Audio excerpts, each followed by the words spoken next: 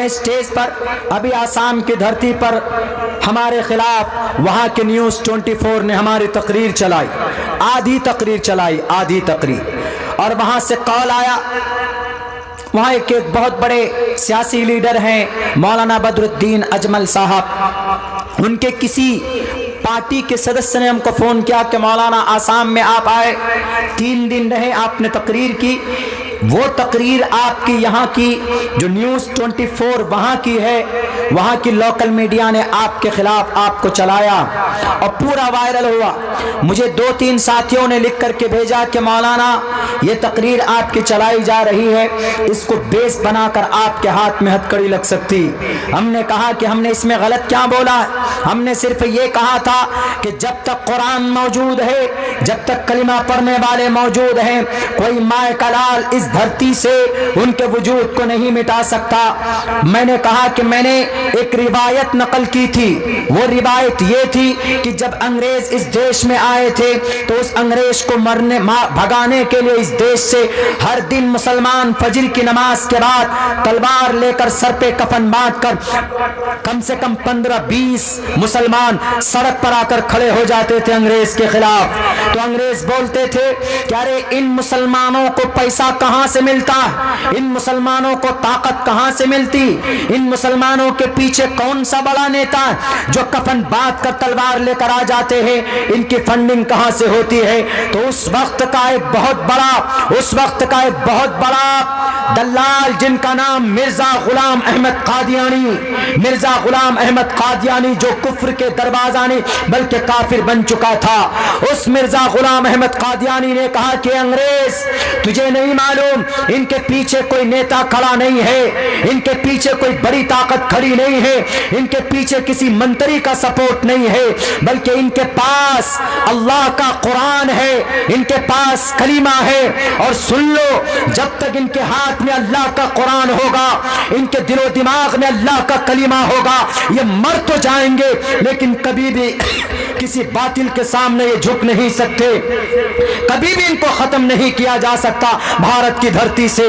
तो हमारा यहां से तो काट कर चला दिया, बाकी और पीछे जो मिर्जा गुलाम अहमद कादियानी की बात थी, अंग्रेज की बात थी, उसको हटा दिया कि लो मौलाना अब्दुल्ला देखो कैसी बात कर रहे हैं। पूरी तकरीर नहीं चलाई, आधी तकरीर चलाई। हमने कहा हमारे पास पूरी तकरीर है, हमने कहा कि मैं कहूंगा हक बात को, हक बात कहने से मुझे मेरा अल्लाह ने अधिकार दिया, हम कहेंगे क्या जरूरत है, आपको भी कहना चाहिए हक बात और सच्ची बात, भले किसी को कड़वी लगे। बहुत आसान है ना, हम लोगों के बीच में एक दूसरे के खिलाफ चुगली करते हैं, चाय की दुकान में बैठ जाते हैं। अल्लाह के नबी ने फरमाया ला यदखुलुल जन्नत क़त्तात, चुगलखोर जन्नत में नहीं जाएगा। चाय की दुकान पे बैठते हैं और फौरन कहते वो तो ऐसा है, उसने तो ऐसा कर दिया, किसी की बुराई बयान करते। ला यदखुलुल जन्नत क़त्तात, मुसलमानों ये किसी वैद का मंत्र नहीं है, बुखारी शरीफ की रिवायत है। On the earth, after the kitab, after the Quran Kareem, the most important book has been written on the earth, the Bukhari Sharif, Muslim Sharif, दुनिया की महान किताब अल्लाह के नबी की जो अहादीस को जमा की गई इन किताबों के अंदर, वो हदीस कहती ला यदखुलुल जन्नत क़त्तात, चुगलखोर, चाय की दुकान पे बैठकर दूसरों के खिलाफ बुराई करने वाला, सड़क के ऊपर बैठकर दूसरे के खिलाफ बुराई करने वाला जन्नत में नहीं जाएगा, दरवाजे पर रोक लिया जाएगा। ला यदखुलुल जन्नत क़त्तात, जन्नत की खुशबू नहीं सूंघेगा। हम लोग बहुत आसानी से एक दूसरे की बुराई कर लेते हैं, बहुत आसानी से। ये बीमारी है, हम में है, आप में है, उसमें है, उसमें है। अगर किसी को अल्लाह ने कोई तरक्की दी है, गाँव में अगर कोई लड़का दिल्ली में ठेकेदारी करता है, मेहनत मजदूरी करके घर बनाता है, कहाँ से लाता है पैसा, फंडिंग कहाँ से हो रही? अरे उसको अल्लाह ने दी है, आप भी अपने लिए अल्लाह से दुआ करो, अल्लाह आपके लिए वसात पैदा करेंगे। उसकी पुलिंग डाउन क्यों कर रहे? दूसरों के सामने बुराई करके आप जहन्नम के हकदार क्यों बना रहे? ला यदखुलुल जन्नत क़त्तात, a person will not enter the paradise and who talks about who talks about other ill, बीमार बात जो करता है, गीबत जो करता है, एक दूसरे के खिलाफ बुराई जो करता है, अल्लाह तबारक व ताला का फरमान नबी के ज़रिए से वो इंसान कभी भी जन्नत में दाखिला नहीं हो सकता। उसका बच्चे को सही बनाए, बच्चा हमारा सही बनेगा, किसी के खिलाफ बोलेगा भी नहीं। बच्चों को पढ़ाई में लगाए, नहीं पढ़ता है, भाग जाता है स्कूल से मदरसे से, तो घर में तरबियत करे जब तक घर में, नहीं तो उसको एक जिम्मेदार नागरिक बनाइए, उसको कोई काम दीजिए कि तुम ये काम करो अपने बच्चे को। आज मैं आपके बीच में हूं, मैं फिर से कह रहा हूं कि हमारे असातिज़ा, हमारे वालिदैन की तरबियत का नतीजा है। और अल्हम्दुलिल्लाह कहीं पर भी चले जाऊं, किसी भी स्टेज पर चले जाऊं, अल्लाह तबारक व ताला ने आपकी दुआओं से इज्जत से नवाजा। मेरी डायरी बुक है 2 अप्रैल तक, आज यहां पर हूं मैं। आपने दुआ की, हमारे असातिज़ा ने मेहनत की, तो अल्लाह आज हमसे काम ले रहा। हमारा कोई कमाल नहीं, आपका बच्चा इससे ज्यादा अल्लाह काम ले सकता है आपके बच्चों से। आसमान से कोई नहीं आता। बच्चों की सही परवरिश कीजिए, सही तरबियत कीजिए, दूसरों के ऊपर उंगली उठाने से ज्यादा ध्यान दीजिए अपनी फैमिली में, अपने फैमिली मेंबर को अच्छा बनाने की। क्या आपके फैमिली के अंदर आपके औलाद अगर अच्छे बनेंगे तो आप मर भी जाओगे तो मरने के बाद वो बच्चा मस्जिद में बैठकर सूरह फातिहा पढ़कर आपके लिए दुआ करेगा। जब बच्चा सही हो, दीनदार हो, जब बच्चे के दिलो दिमाग में ये बात बताई जाती है कि तुम्हें अल्लाह से डरना है, तो मेरे मुसलमान भाइयों, जब बच्चा अल्लाह से डरने का अकीदा उसके दिल में जम जाता है तो फिर किसी से नहीं डरता। आज भारत के अंदर सबसे ज्यादा मजबूत तंजीम जिनसे मुसलमान डरते हैं कौन? आरएसएस बजरंग दल है। आरएसएस बजरंग दल के खिलाफ सबसे ज्यादा मेरी तकरीर होती है और अल्लाह ने अभी तक हमको महफूज रखा हुआ। आते हैं बहुत सारे कौल, डस्टबिन में डाल देता हूं। जब अल्लाह से कोई डरेगा तो एक बच्ची भी होगी जिसका नाम मुस्कान होगा, तो वो नारे तकबीर अल्लाहु अकबर का नारा बुलंद करते हुए वो किसी से नहीं डरेगी। वाना कर्नाटका में वो एक लड़की थी, बुर्के के अंदर थी, उधर आरएसएस के लड़के 100 थे तकरीबन, और सब बोल रहे थे भारत जय श्री राम का नारा लगाकर डराने की कोशिश कर रहे थे, लेकिन उस बच्ची के दिल के अंदर अल्लाह का खौफ था। उसके बाप नमाजी, उसकी माँ नमाजी है, वो बच्ची खुद नमाजी थी। उसके दिल में ये बात थी कि अगर इस दुनिया के अंदर किसी से डरना है तो अल्लाह से डरना है। वो अल्लाह से डरती थी, किसी और से नहीं डरती थी। उस बच्ची ने पलट करके कहा कि अल्लाहु अकबर, यानी तुमसे नहीं डरने वाली हूं मैं, अल्लाह से डरने वाली हूं मैं। उस बच्ची ने साबित कर दिया कि मैं औरत हूं तो मैं डर नहीं सकती, मैं एक मोमिना औरत हूं, और मोमिना औरत अगर किसी से डरती है तो अल्लाह से डरती है। जैसे अबू जहल के सामने हजरत सुमैया के जिस्म के 2 टुकड़े किए गए थे, तब भी वो जो अबू जहल से नहीं डरी थी। हजरत फिरौन के सामने बीबी आसिया के दोनों टांगों, दोनों हाथों में केल ठोक दिया गया था, लेकिन वो फिरौन से नहीं डरी थी। हजरत मरियम अलैहिस्सलाम अपने कौम के लोगों से नहीं डरी थी। मेरे भाइयों, लाखों हजारों मिसाल है, जब कोई दीनदार बनता है तो वो सिर्फ अल्लाह से डरता है, बाकी किसी और बातिल ताकत से नहीं डरता। जब आदमी को दिल में अल्लाह की मोहब्बत होती है तभी ऐसा होता। वो लड़ रही थी पर्दे के लिए, आजकल हमारी माएँ बहनें पर्दा नहीं करती। पर्दा it's compulsory, it's your duty, ये आपकी ड्यूटी है, अल्लाह के नबी का फरमान। बहुत ज़्यादा हमारी औरतें जो कि हाट हरवा चौक जाती, जाइए आपकी मजबूरी है, लेकिन पर्दे में जाने की कोशिश कीजिए। बुर्का कम से कम पहन लीजिए। बुर्का पहनेंगे तो आपके पूरी बॉडी का स्ट्रक्चर ढका हुआ रहेगा। ये मैं नहीं कह रहा हूँ, ये मोहम्मद रसूलुल्लाह की हदीस और अल्लाह का कुरान कह रहा साफ लफ्ज़ों में, वला वबनातिका युदनीना अलैहिन्ना मिन जलाबिबिहिन्ना। ए मोहम्मद, आप कह दीजिए अपनी औरतों से, अपनी बेटियों से और मोमिना औरत से, वनिसाइल मुमिनीन, मोमिन औरतों से क्या कि वो अपनी शक्ल को ढांकें, घूंघट करें। और घूंघट करने से हिंदू भाइयों को तकलीफ होती, सारे हिंदू भाई को नहीं होती, कुछ हिंदू भाई को होती है।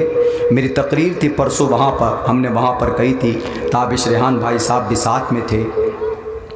वो उस प्रोग्राम से मैं बहुत मुतासिर हुआ, बहुत ज़्यादा। ताबिश साहब बैठे हुए हैं, हम और वो दोनों उस प्रोग्राम में थे, और भी लोग थे। अखलाक वहाँ पे लोगों का इतना देखा। CRPF का एक कमांडर, CRPF हम लोगों को खाना खिला रहा था, बड़ा पुलिस वाला, हम लोगों के आगे पीछे गाड़ी लेके। अखलाक देखिए उनका, क्या आलिम दीन मौलाना साहब है, मुकर्रिर साहब। हम लोग दे पाते हैं वो इज्जत नहीं। हम लोग तो कहेंगे मौलाना अब्दुल्ला इधर जा रहा है, नीचे करो, बैठो। मौलाना अब्दुल्ला गाड़ी में क्यों चलता है? अरे चंदा करता होगा। खामखा जो लोग इस बीमारी में मुलव्विस है, अल्लाह उनकी हिफाजत फरमाए। 5 ऐसे लोग थे, बड़े बड़े ओहदे पर थे, जो आए थे हम जैसे छोटे बच्चों की खिदमत के लिए, और आखिर में फ़ोटो खिंचवा रहे कि हज़रत आप घर में आए हम लोगों के। ताबिश भाई गवाह है, अगर वो यहाँ पे बैठे हैं, उन्हीं के हवाले से उस प्रोग्राम में मैं गया था। 4 तारीख, ये बक्सर, भोजपुर, बहुत दूर नहीं है, बिहार का हिस्सा। वो बोले क्या कि सर हम लोग यहाँ 9% है। हमने कहा कि हमारे सीमांचल में जाइए, हमारे जो कि हाट में 76% मुसलमान। बोला बहुत अच्छा माहौल होगा। हमने कहा बहुत अच्छा माहौल है, हमारे जो कि हाट में सब चीज़ में नंबर 1, दीन के काम में भी लोग नंबर 1 है अल्हम्दुलिल्लाह, केस लड़ने में भी आगे, शराब पीने में भी आगे, एक दूसरे के खिलाफ बुराई करने में भी आगे, हमारा जो कि हर चीज़ में आगे, पढ़ने में भी आगे। सिविल सर्विसेज में हमारे बच्चे निकाल लेते। बलवा का 2 लड़का, एक DM एक SDM बना। ये छोटा मोटा पोस्ट नहीं होता, वो कलेक्टर का पोस्ट निकाला। हमने कहा हमारे यहाँ सब चीज़ में आगे, एक ही चीज़ में पीछे। बोले कौन सी चीज़ में? हमने कहा कि अखलाक, एक दूसरे को इज्जत देना, ये चीज़ हमारे यहाँ नहीं है। हमारे यहाँ अगर कोई मास्टर है तो उनको मास्टर के हिसाब से इज़्ज़त नहीं दी जाती। हमारे यहाँ गांव के अंदर अगर कोई बड़ा बुजुर्ग है तो उस हिसाब से उसको इज़्ज़त नहीं दी जाती। हमारे यहाँ अगर कोई बच्चा आगे जा रहा है तो उनको सराहा नहीं जाता। जैसे ही कोई थोड़ा यूनिक किया, कुछ ऐसा किया, फ़ौरन NRC लागू कर देते हैं उस पर कि NRC लगाओ, इसको भगाओ इलाके से, ये ऐसा क्यों कर रहा है। हमने कहा कि सर आप 9% हैं, तो 9% में से जिनके घर पे मैं रुका था वो DIG DSP रैंक से रिटायर हुए थे। और क्या बोला वो बूढ़ा आदमी? वो ये बोला कि हजरत आप ऊपर मत लेटिए, आप नीचे आइए, मेरी बिस्तर पर आइए। बताइए, मेरे ख्याल से 80 साल की उम्र होगी उनकी बूढ़े। मेरी बिस्तर पर आप लेटिए, मैं आपसे फ़ायदा हासिल करना चाहता हूँ।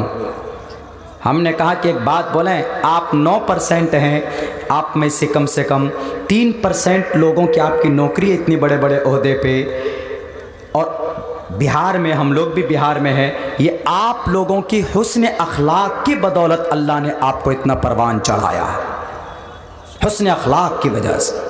मैं बक्सर उतरा ट्रेन से, फ़ौरन गाड़ी लेके गए, लेकर आए, खाना खिलाया। रात को प्रोग्राम ख़त्म हुआ तो जहाँ से हम लोगों की ट्रेन थी आगे के लिए सफ़र जारी करना था, वहाँ तक उन लोगों ने छोड़ कर आया। ऐसा अखलाक मैं नहीं कहता हूँ कि मेरे लिए आप करें, मुझे ज़रूरत नहीं, मैं बच्चा हूँ आपका, आप आपस में करें। ऐसा अखलाक हमारे यहाँ नहीं। और यही वजह है कि पूरे भारत के अंदर सबसे ज़्यादा फिसड्डी, गरीबी और सबसे ज़्यादा जिल्लत और रुसवाई, गुर्बत सीमांचल, हमारे सीमांचल में। मेरे भाइयों, अगर अखलाक का मायार बुलंद होगा तो वह इंसान ज़रूर इज्जत से नवाजा जाता है। हमें ज़रूरत इस बात की है कि हम अपने बच्चों के ऊपर मेहनत करें। देखिए मेरे पास पर्ची भी आ चुका है, यानी हज़रत अब इख्तिताम फरमा दें, क्योंकि अब चंदा करने के लिए कारी साहब तशरीफ़ ला चुके होंगे और आप लोगों को बैठना है। मैंने तो कहा था कि मैं आधा ही घंटे बोलूँगा, लेकिन बोला कि नहीं, जब तक कारी साहब आएँ तो आप थोड़ी तकरीर करें। तो मेरे भाइयों, मेरे साथियों, हम लोग अपनी शरीयत को सामने रखकर बुग़्ज़, कीना, हसद अपने दिल से निकालिए और दीन के लिए, दीन की निस्बत पर एक दूसरे से मोहब्बत करना शुरू कीजिए।